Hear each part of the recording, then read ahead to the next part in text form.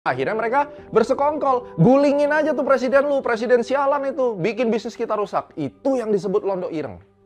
Kita lihat di sini, hal buruknya apa? Deforestasi.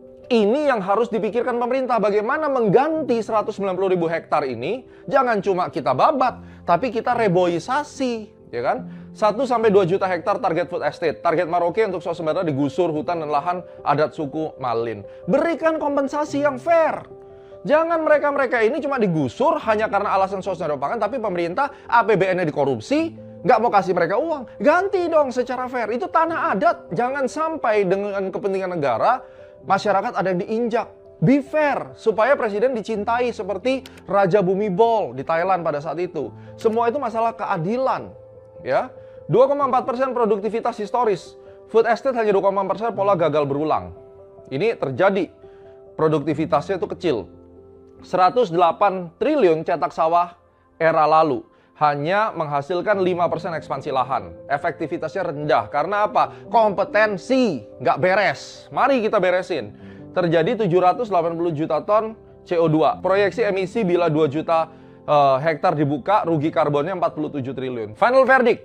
Saya pendukung daripada swasembada pangan, tetapi saya juga minta pemerintah berkeadilan kepada orang-orang yang lahannya diambil atas nama kedaulatan. So, manfaat ke petani juga harus menjadi faktor penting, ya. Dan memang swasembada ini menjadi ketahanan pangan nasional yang sangat dibutuhkan. MBG. Well, saya sudah membuat konten tentang MBG cukup banyak. Kalian bisa lihat di sini, kalian bisa nonton dan perhatikan. Saya nggak akan bahas plus minusnya, tapi saya langsung bahas siapa yang dirugikan dari MBG. 1. Australia mengurangi ekspor apa saja? Sapi, susu, ya, dairy product.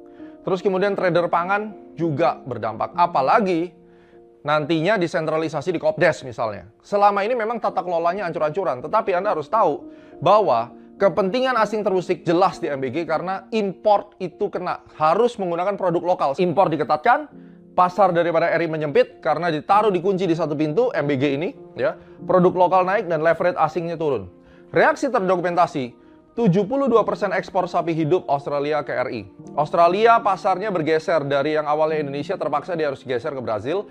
New Zealand itu juga problem masalah susu. Jadi mereka mencoba mencari jalan daripada WTO dan ASEAN. Garuk-garuk lagi nih Indonesia supaya ini kacau di program.